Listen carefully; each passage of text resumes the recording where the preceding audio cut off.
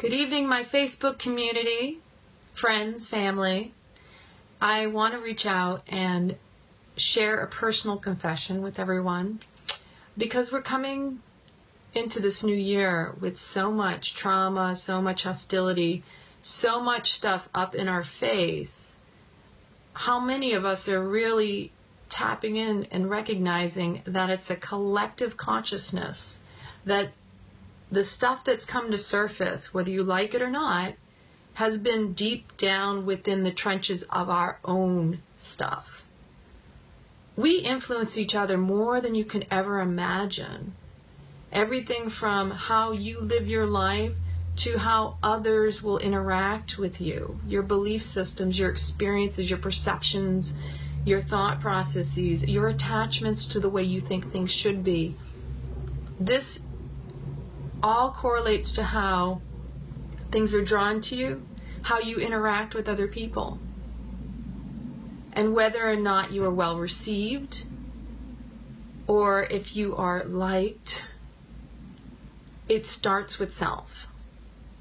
So I titled it The Golden Rule of Love, Compassion, and Self-Care because everything has to start with self.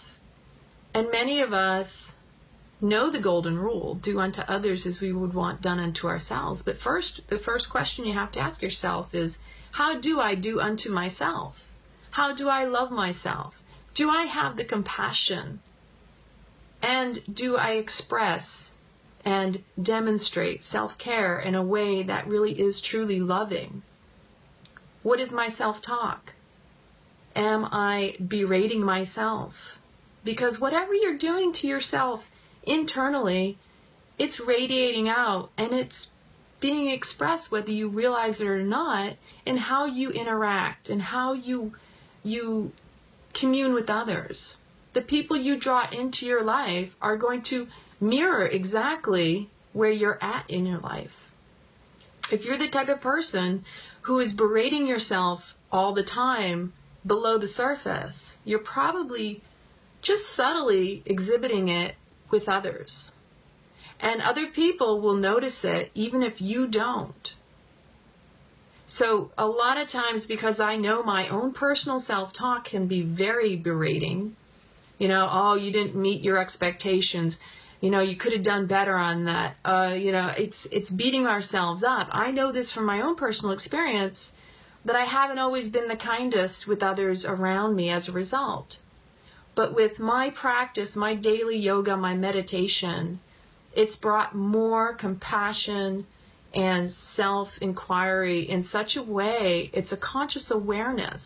I'm able to see things in a slow motion now, that instead of reacting, I can trace back. I can step back and take a deep breath. Where is this coming from? What was the originating source? Because if you're frustrated with somebody else, or so you think, or you think someone's doing something to you, victimizing you, it's because it started from some other source, from yourself internally, but even before that. There was a pattern set in motion for you to originate with these stories of self-hatred. These stories of, I'm not good enough. You didn't just come up with this, because innately we all are loving creatures. We have pure souls when we come into this life. But we're conditioned, and experiences change that. So whether it's the environment through your family that you were exposed to, was it loving? Was it nurturing? Did it make you feel supported and give you that structure and security, that basis of where you can see your own confidence, see who you are, truly see the love and the beauty that you are? Because most of us don't have that. A lot of us don't. And we don't always confront that and say, wow, I haven't always loved myself fully. And it takes time, patience, maturity to admit and confront. I haven't always been as compassionate and loving for others because I haven't always been compassionate and loving toward myself. And it's very humbling when you sit with that. because it takes a true, strong vulnerability to witness it and authenticity to step up and work on changing it. All of my life I had suffered some stomach issues, and I never really did know that it was revolving around traumas from my past, but also the foods that I was putting in my body. And many of those foods were addictive foods for me because they were comfort foods, because they were foods that brought me back to happy moments with my family. My father had a pizzeria, and to become allergic to gluten and then to have lived in Italy and not recognize all the years that here I was stuffing my face with all of this glutinous carb food that was really addictive. Hello. I mean, what do we reach for? We go to a restaurant and the first thing they serve is bread. I was on top of that. That was a big deal. And it was an addictive food for me because it was comfort. Cookies, pasta, cakes, muffins, cornettos in the morning in Italy with the cappuccino. It's all ritualistic because everything we do connects through celebration, which revolves around food. So I brought this up because I had this kind of epiphany this weekend where I like plays on words, and that's how I receive messages for myself. And when I was doing this inner self-reflection, I realized I had to tap into a really sore, vulnerable spot in myself where most of my life I have sought out attention from others and validation, to feel loved, to feel accepted. And a lot of my life I felt like a victim. I felt like an outcast. I felt like I didn't belong. I worked hard, I tried hard, I would exceed expectations because I wanted people to like me. I'd go above and beyond and 150%, 200%, outside the norm. And at the same time I realized I'd be victimized because it made other people look bad in my environments, especially when I was in the Air Force. And interestingly enough, when I first encountered someone in Italy who had a gluten allergy, I was ignorant to it because I was unaware. I didn't know about it because I didn't think I had it, nor did I know about it.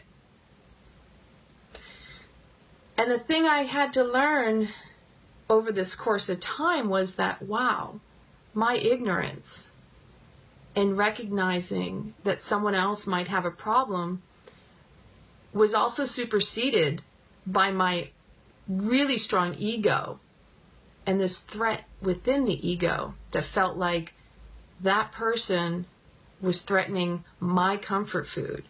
Because the first thing I said to her was, I'm so sorry you can't eat any of these foods. And so now I'm aware of this, and when I see other people and they recognize, oh, you can't eat this food, I see where I was back then. That here I was eating all these foods that were comforting. They were my addiction. And the idea that somebody else couldn't eat it, I felt sorry for them because I know how much I loved it. But I also, in a subtle way, my ego saw, oh my gosh, what if that happened to me? There was that fear of death, that fear of separation for what I longed for and was attached to. That's not always as easily seen when people will say things. They don't realize that what we do is we compare ourselves. We make a judgment based on our own personal experience. That is the judgment that comes out when we respond to people like that. We don't turn around and see that there's more to the situation, that that person may actually be perfectly fine with it, that you don't have to over-accommodate because you feel like, oh my gosh, what would I do? I don't know. How can you eat without gluten? It's in everything. It is everything, practically. So the part that was really pivotal for me this weekend was the part where I went in and I said, oh my gosh, because I revolve so much around being accepted and connecting with people, I also saw the play on words, the wheat and the gluten, glue. I had to come unglued, literally. That I had to separate from something that I was so attached to, so addicted to. Although my mind would say, nah, I wasn't that addicted. It did take time, and I tried enzymes, I tried everything. But I finally came to a comfortable place in my life where I don't apologize for my intolerance, my allergies, because it is extremely severe. I suffer from stomach problems, and it's not something I enjoy. One day of contamination of food, I can suffer for weeks. And it means me being doubled over in pain. It means difficulty in breathing because of the expansion of my stomach, the pain in my side, because what happens is it seizes up my colon. Sorry if you didn't want to hear about, bathroom talk. The reality is it destroys your digestive system for those of us who experience this to this extreme. And that means toxicity building up in my body. And I understand it's a discomfort. There's an emotional attachment in there that I haven't tried. I've tried to wrap around it, but at the same time, I'm good without it. Because I know I process through my stomach. I know that that's my emotional center, and that things come up, my stomach is irritated. And I have to step back and be with it. Just like my breath. And I also recognize if I don't get a full breath, if I'm seizing up, I'm actually suffocating my cells, my lungs, my blood, my heart, that I need to breathe. This is important. These are the basics of living. These are, what sustain us in this life. So going back to this coming unglued because I'm allergic, and recognizing the fact that I reached out, and this was a connection with family members, especially with the big family, with my parents. That's how we connected, was through food. And ultimately, food is what brings us together.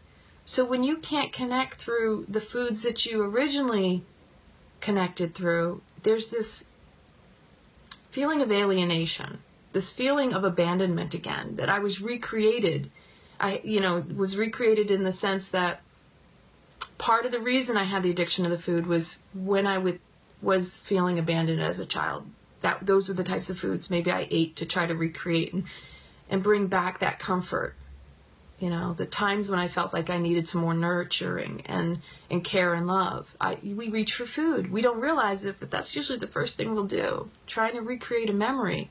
Because we think, oh, I crave this food. No, we crave that experience that's associated with that food. What revolved around the celebratory times, those experiences you had when you ate that type of food, that specific meal, for example. My dad made the greatest pizzas. He made the greatest steak bombs.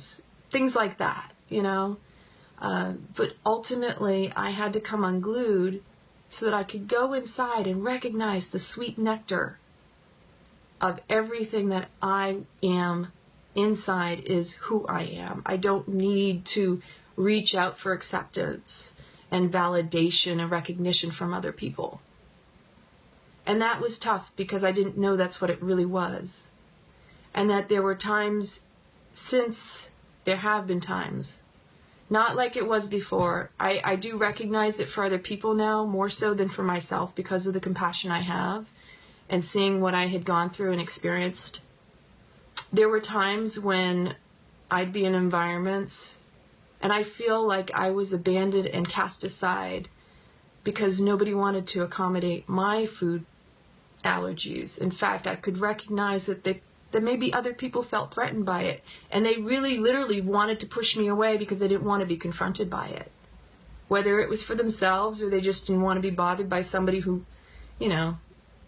had a different requirement than they did. Whatever the person's rationale, it was hurtful for me at the time.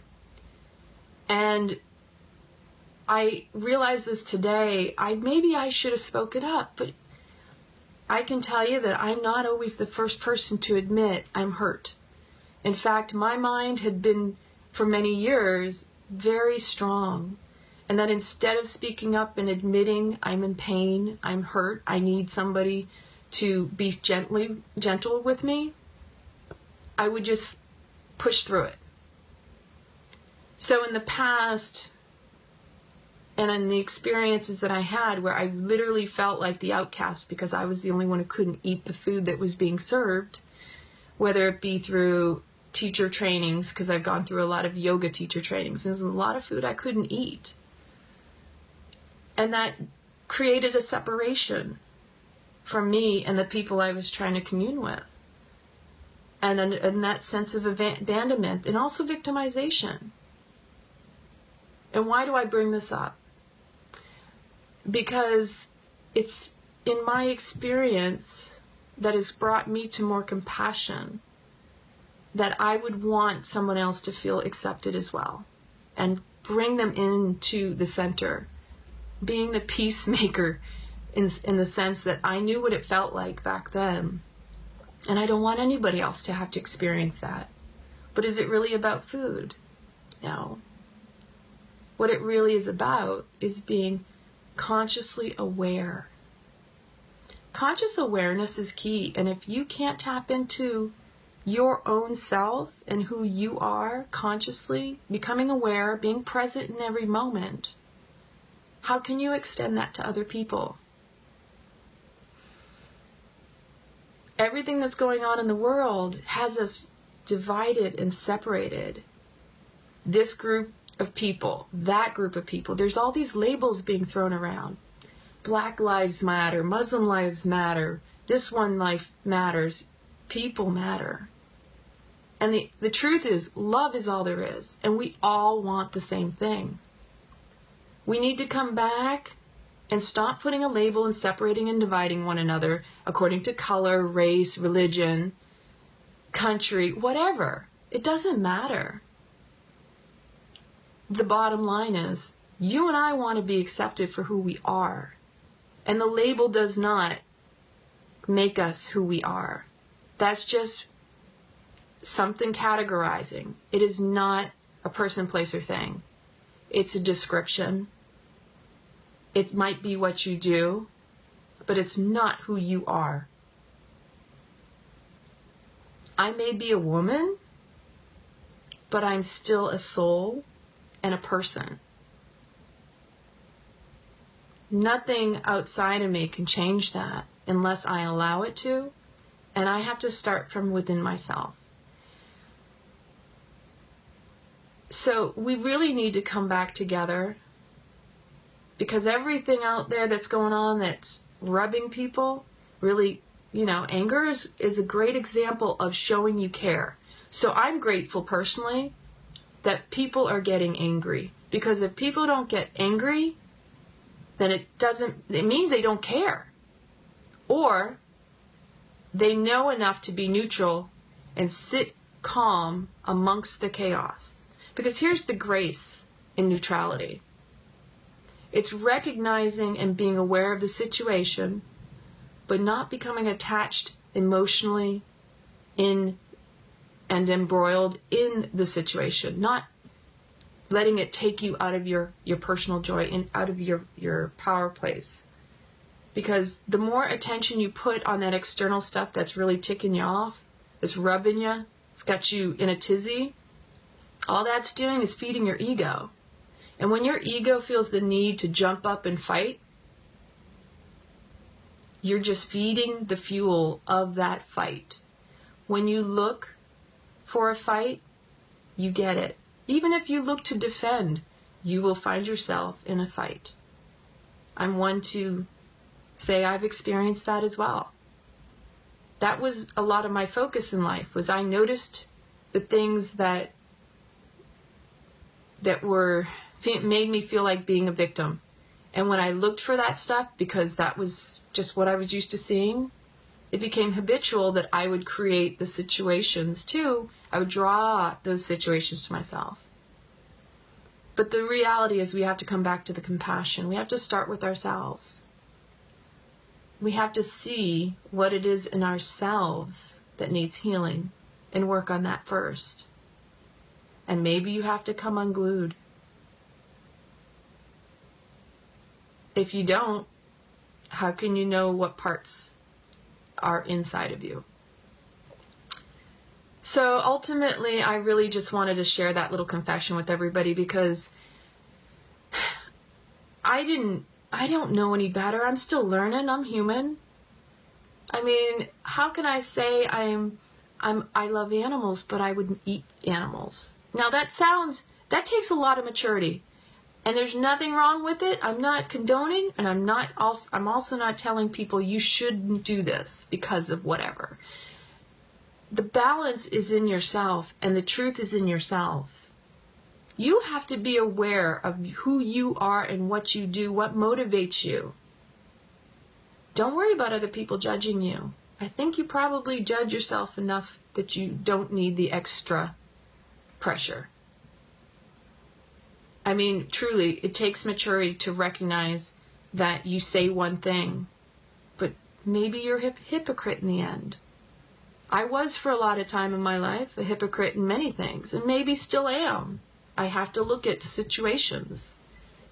But to say one thing and then do another, that's hypocrisy at its finest.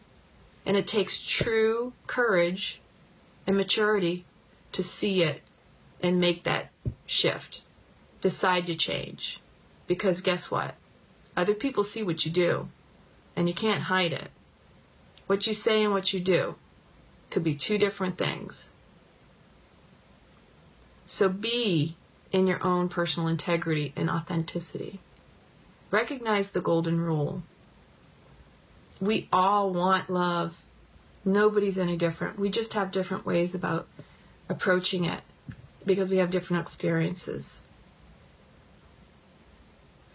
Yogi Bhajan has a wonderful quote, and it's one of the 5 sutras of the Aquarian Age.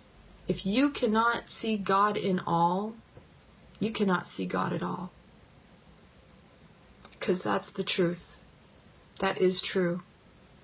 Doesn't matter who you are, what you believe. But if you can't see the supreme, the divine, the beauty, the love in each and every person you meet, then you can't see it at all in anything. You may think you do, but you have to trace back to who are you, and that is you too. And most people don't want to be confronted with it being themselves as well, because the God is in us, each of us. It's in me, it's in you. So I love you all. I hope you all feel inspired and compassionate, and work on a little inner awareness. Look within. Confront whatever might be itching you, making you feel uneasy. Because in the discomfort comes the miracle. So many blessings of love and light to all of you. Have an amazing week. Hopefully I can check in with you again this week because I have been offline for a while. And take care. Love you.